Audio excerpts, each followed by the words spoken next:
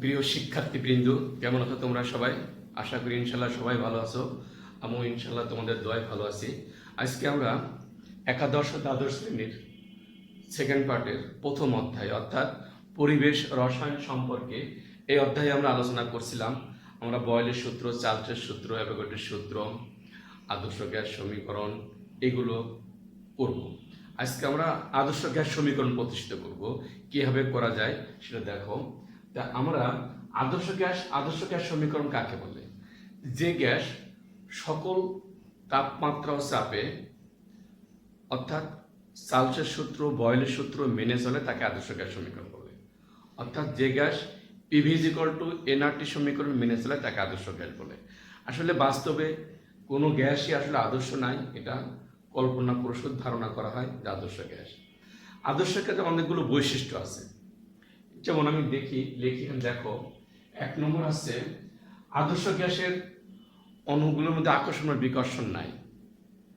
আকর্ষণ বা অণুগুলির মধ্যে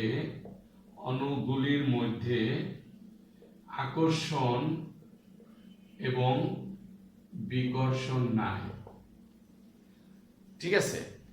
2 নম্বর আছে কি, এদের অণুগুলোর মধ্যে সংঘর্ষ স্থিতিস্থাপক। আদর্শ গ্যাসের অণুগুলোর মধ্যে সংঘর্ষ স্থিতিস্থাপক।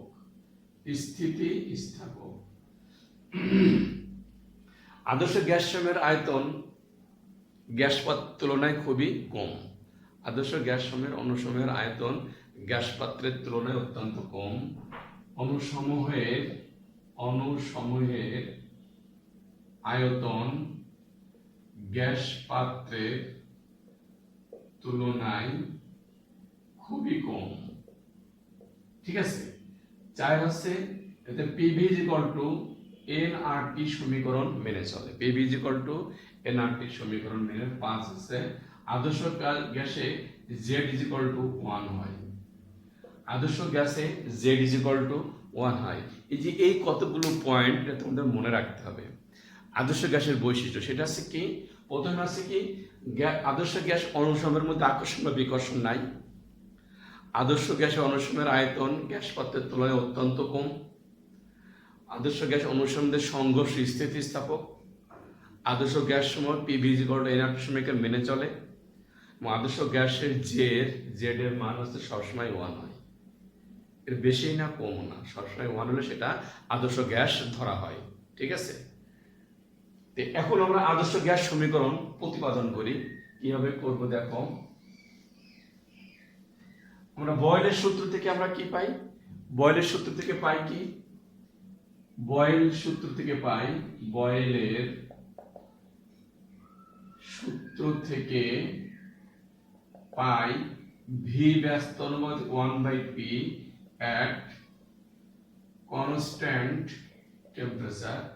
এটা আমরা 1 নম্বর সমীকরণ দিই। ঠিক আছে। আবার চার্লসের সূত্র থেকে কি পাই?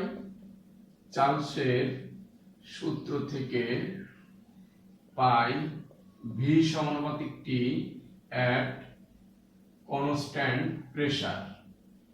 এটা মনে করো 2 নম্বর সমীকরণ দিলাম। ঠিক আছে। আবার অ্যাভোগাড্রোর সূত্র থেকে কি পাই?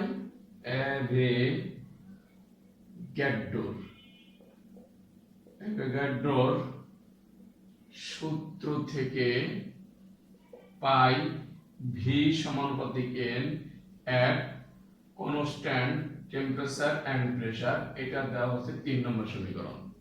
তাহলে এই যে আমরা 3টি সমীকরণ পেলাম। একটা আছে কি, প্রথমে বয়েলের সূত্র, সেখানে আছে বি ইনভার্স প্রপোর্শন 1/p, অর্থাৎ স্থির তাপমাত্রায় কোনো গ্যাসের আয়তন তার চাপের ব্যস্তানুপাতিক। এটা আমরা কি থেকে পেলাম? বয়েলের সূত্র থেকে। এরপর চার্লসের সূত্র থেকে আমরা কি পাই? যে গ্যাসের আয়তন তার তাপমাত্রার সমানুপাতিক, অর্থাৎ স্থির চাপে কনস্ট্যান্ট প্রেসার মানে স্থির চাপে গ্যাসের আয়তন তার তাপমাত্রার সমানুপাতিক। ঠিক আছে। এরপর অ্যাভোগাড্রোর সূত্র থেকে কি পাই? যে স্থির তাপমাত্রা চাপে সমান আয়তনের সকল গ্যাসের সমান সংখ্যক অণু থাকে। এটাকে বলা আছে অ্যাভোগাড্রোর সূত্র।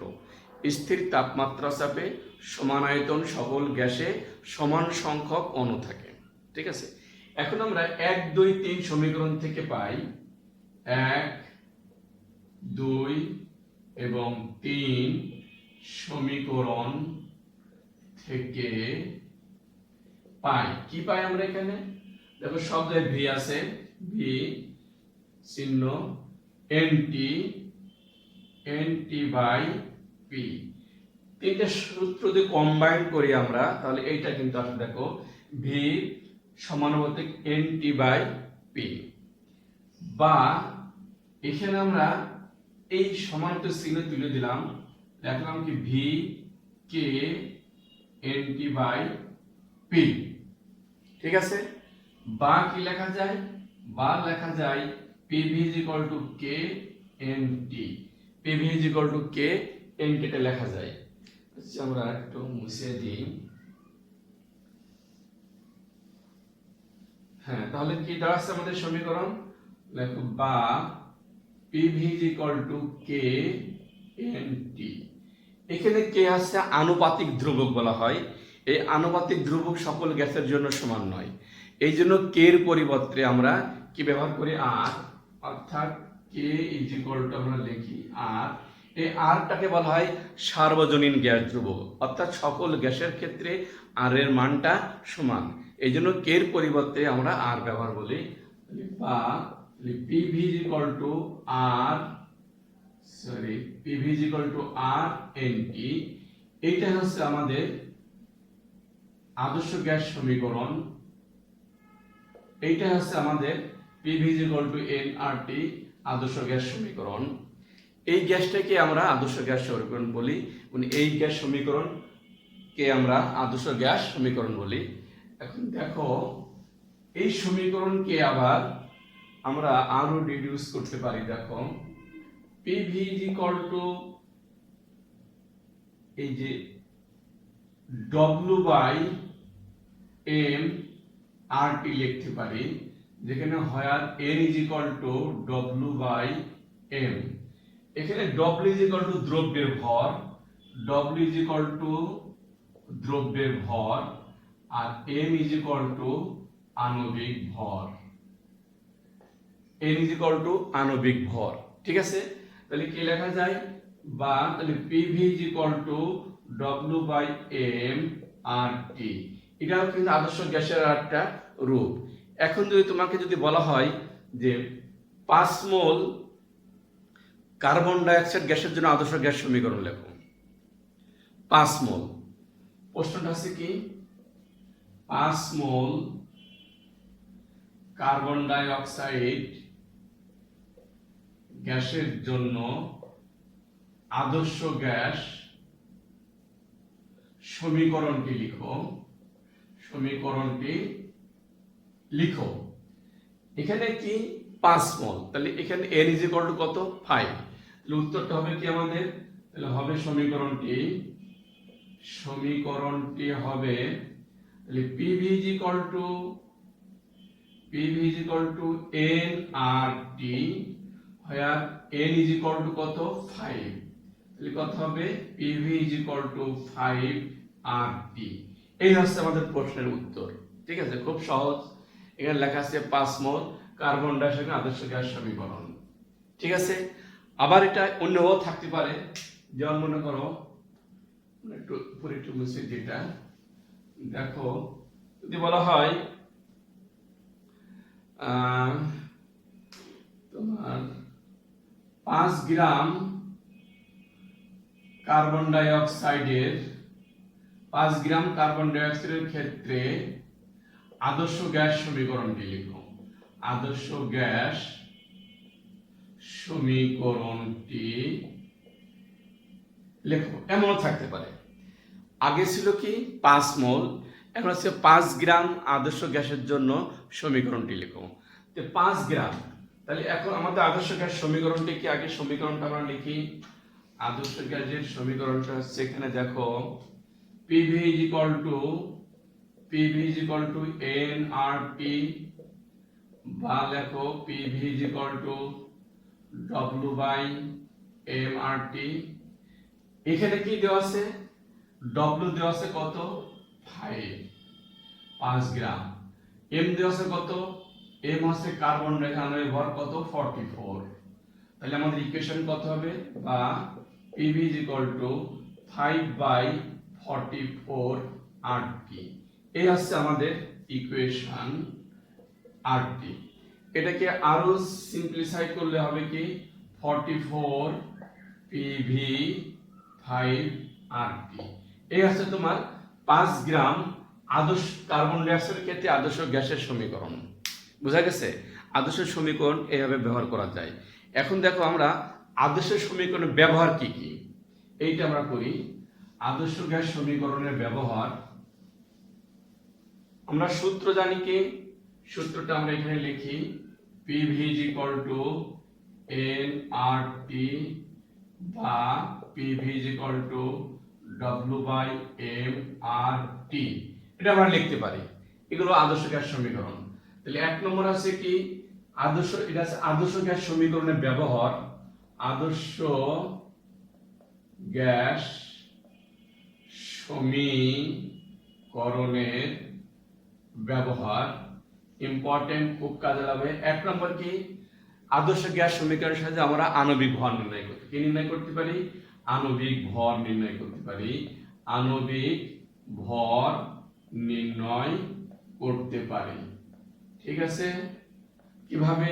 তাহলে এখানে আমরা লিখি যে PV is equal to W/mRT বা লেখো PVM is equal to WRT বা লেখো M is equal to WRT/PV। অর্থাৎ এই সূত্রের সাহায্যে আমরা কি কোনো গ্যাসের আণবিক ভর নির্ণয় করতে পারি, ঠিক আছে? এরপরে কি দুই নম্বর কি আমরা গ্যাসের ঘনত্ব নির্ণয় করতে পারি, কি পারি, গ্যাসের ঘনত্ব নির্ণয় করতে পারি। এটা কিভাবে? হ্যাঁ, আমরা লিখি যে PV is equal to W/mRT বা PVM is equal to WRT বা লেখো WRT is equal to PVM বা লেখো W/V is equal to কত PMRT। দেখো W/V আমরা কি করলাম, বা লেখো D ঘনত্ব D is equal to PM/RT। এটার সাহায্যে আমরা কোনো গ্যাসের ঘনত্ব নির্ণয় করতে পারি। এটা হচ্ছে আমাদের ঘনত্ব নির্ণয় সূত্র, ঠিক আছে? দেখো আদর্শ গ্যাস সমীকরণে আমরা অনেক ব্যবহার উল্লেখ করতে পারি। প্রথমে কোনো গ্যাস আণবিক ভর নির্ণয় করতে পারি, সে N is equal to WRT/PV। আবার কি গ্যাসের ঘনত্ব নির্ণয় করতে পারি, সেটা কিভাবে, D is equal to PM/RT। আরো আছে, দেখো এটা মুছে দিয়ে আমরা এবার দেখো আমরা মোল সংখ্যা নির্ণয় করতে পারি, কি পারি, মোল সংখ্যা। লেখো 3 হচ্ছে আমরা মোল সংখ্যা নির্ণয় করতে পারি। অর্থাৎ PV is equal to nRT বা N is equal to PV/RT। এই সূত্রের সাহায্যে আমরা কি মোল সংখ্যা নির্ণয় করতে পারি। এর সাহায্যে কি করতে পারি, আমরা মোল সংখ্যা নির্ণয় করতে পারি। আরো আমরা কি নির্ণয় করতে পারি, অণুর সংখ্যা নির্ণয় করতে পারি। সেটা হচ্ছে কি, দেখো 4 নম্বর, দেখো অণুর সংখ্যা নির্ণয় করতে পারি। সেটা হচ্ছে কি, দেখো এই পর্যন্ত আমরা জানি আছে N is equal to PV/RT। আবার আমরা জানি কি N is equal to N/Na লেখা যায়, তাহলে বা লেখো N/Na is equal to PV/RT। তাহলে আবার কত আছে, তাহলে বা N is equal to অনুসংখ্যা হবে PV/Na/RT। এই সূত্রের সাহায্যে আমরা কি করতে পারি, গ্যাসের অণুর সংখ্যা নির্ণয় করতে পারি। এই সূত্রের সাহায্যে আমরা গ্যাসের অণুর সংখ্যা নির্ণয় করতে পারি, ঠিক আছে? এছাড়া আবার কি নির্ণয় করতে পারি, আমরা আংশিক চাপও নির্ণয় করতে পারি। দেখো কিভাবে আংশিক চাপ নির্ণয় করা যায়। 5 আংশিক চাপ নির্ণয় করা যায়, সেটা হচ্ছে কি PV is equal to NRT বা P is equal to NRT by V. অর্থাৎ এই সমীকরণের সাহায্যে আমরা আংশিক চাপও নির্ণয় করতে পারি। এইভাবে আমরা আদর্শ গ্যাসের সাহায্যে আদর্শ গ্যাসের সাহায্যে অনেকগুলোই নির্ণয় করা যায়। আমি সমস্ত সূত্রগুলো লিখলাম, তোমরা এটা ভালো করে খেয়াল করো। প্রথমে কি লিখলাম, আদর্শ গ্যাস সূত্রের সাহায্যে আমরা আণবিক ভর নির্ণয় করতে পারি, আমরা ঘনত্ব নির্ণয় করতে পারি, আমরা মোল সংখ্যা নির্ণয় করতে পারি, আমরা অণু সংখ্যা নির্ণয় করতে পারি, আমরা আংশিক চাপ নির্ণয় করতে পারি। এগুলো সবগুলোই কিন্তু তোমাদের অঙ্ক করার সময় কাজে লাগবে। অতএব তুমি এগুলো সব ভালো করে মনে রাখবে। কিন্তু প্রথমে আমরা কি করলাম, আদর্শ গ্যাস সমীকরণ কাকে বলে?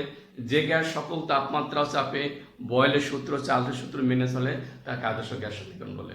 অথবা যে সমস্ত গ্যাস পিভিজিক্যাল টু এনআরটি সমীকরণ মেনে চলে তাকে আদর্শ গ্যাস সমীকরণ বলে। এরপরে আদর্শ গ্যাস সমীকরণের বৈশিষ্ট্যগুলো কি কি বললাম? আদর্শ গ্যাস সমীকরণে অণুগুলোর মধ্যে যে আকর্ষণ বা বিকর্ষণ একেবারেই নাই। আর এদের মধ্যে অণুগুলোদের সংঘর্ষ হয়, সংঘর্ষ খুবই স্থিতিস্থাপক। আর গ্যাস অণুসমূহের আয়তন গ্যাস পদের তুলনায় খুবই কম। আর এটা আছে কি, PV is equal to nRT সমীকরণ মেনে চলে। এবং এদের ক্ষেত্রে জেড এর মান হচ্ছে 1, যা পেষণ গুণাঙ্ক বলা হয় জেড, যার মান সবসময় 1 হয়। 1 এর কম বেশি হলেই সেটা আদর্শ গ্যাস থেকে বিস্তৃত হয়ে যায়। এই আদর্শ গ্যাসের বৈশিষ্ট্য। এরপর আমরা কি করলাম, আদর্শ গ্যাস সমীকরণটা প্রতিপাদন করলাম। কিভাবে? প্রথমে বয়েলের সূত্র থেকে, চার্লসের সূত্র থেকে, অ্যাভোগাড্রোর সূত্র থেকে, তিনটা সূত্র আমরা কি করলাম, কম্বাইন করলাম। কম্বাইন করে লাস্টে আমাদের দাঁড়ায় কি, PV is equal to K N T. PV is equal to K N T. কেটা হচ্ছে আনুপাতিক ধ্রুবক। তো কে এর পরিবর্তে আমরা কি ব্যবহার করলাম, আর কেন ব্যবহার করলাম? আর আছে সার্বজনীন গ্যাস ধ্রুবক, অর্থাৎ প্রত্যেকটি গ্যাসের ক্ষেত্রে আর এর মান সমান থাকে। এই জন্য আমরা এখানে আর ব্যবহার করলাম। এই হলো PV is equal to nRT সমীকরণ আদর্শ গ্যাস হয়ে গেল। আদর্শ গ্যাস সমীকরণের ব্যবহার আমরা কি কি কাজে ব্যবহার করতে পারি সেগুলো আমরা দেখলাম। গ্যাসের আণবিক ভর নির্ণয় ব্যবহার করতে পারি, ঘনত্ব নির্ণয় ব্যবহার করতে পারি, মোল সংখ্যা নির্ণয় ব্যবহার করতে পারি, অণু সংখ্যা নির্ণয় ব্যবহার করতে পারি, আর কি গ্যাসের আংশিক চাপ নির্ণয় আমরা ব্যবহার করতে পারি। এই হচ্ছে আমার আদর্শ গ্যাস সমীকরণ। ঠিক আছে, আজকে এই বন্ধুই থাক। আগামী দিন আমরা তোমাদের আর এর যে তাৎপর্যটা কি, বিভিন্ন থেকে আর এর মান, এগুলো খুবই কাজে লাগবে, এগুলো আমরা পড়বো আগে। ঠিক আছে, আল্লাহ হাফেজ।